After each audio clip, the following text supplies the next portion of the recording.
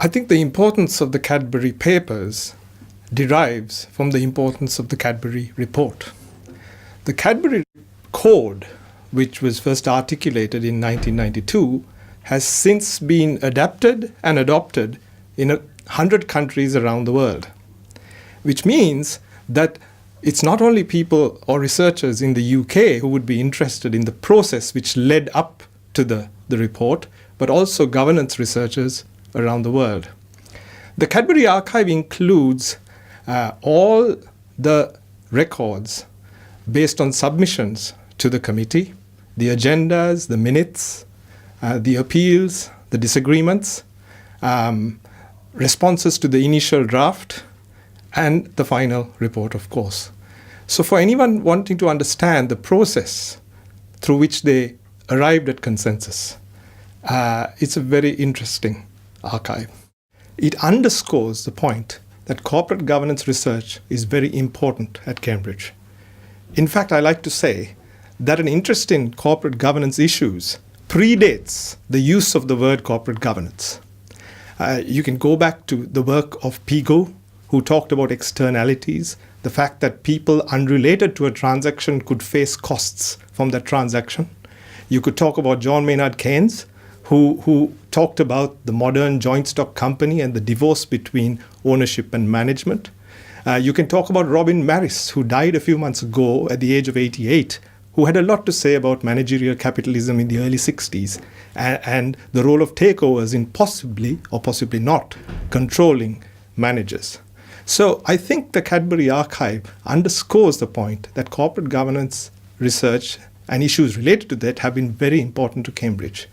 And the new Cambridge Corporate Governance Network, which brings together researchers in the law faculty, the Judge Business School, the Center for Corporate Law, and also from economics, is a great addition to our portfolio because it allows us to showcase the work which is done across the university. The Cadbury archive is an integral part of that. It's very difficult for us to say what life might have been without the Cadbury Code and its descendants. So that's one possible response. You could also say that some of the reasons for the current crisis might not directly relate to the issues that were tackled in the Cadbury Code itself.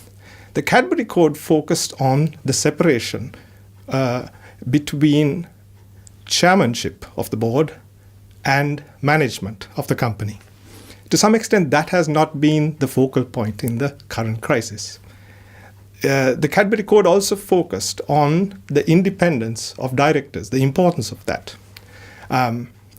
Yes, that has come up to some extent, but I suppose we are reminded now that it's not only independence that matters.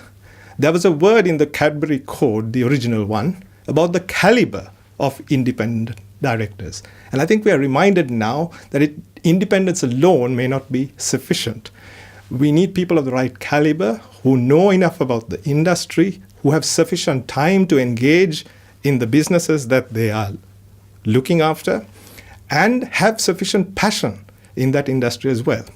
One of the problems in the current crisis is that we've learned that there are risks undertaken by corporations which even the management don't understand.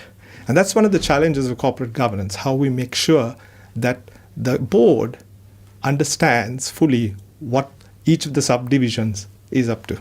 The Cadbury Code is still in the news. It was just 10 days ago, or thereabouts, when there was a vote at JP Morgan where shareholders were voting on whether the roles of chairman and chief executive should be separated. Currently, the incumbent, Jamie Dimon, holds both. And the vote actually went in favor of Jamie Dimon holding both roles. And in that context and in the discussion in the press, the Cadbury Code was discussed very much. So the Cadbury Code isn't a forgotten piece in corporate governance. It's still very much discussed. And I don't think it is the fault of the Cadbury Code that we have a current crisis. In the United States, there are some organizations like Citigroup that have separated the roles of chief executive and chairman. On the other hand, JP Morgan and Wells Fargo haven't. Is it a shame?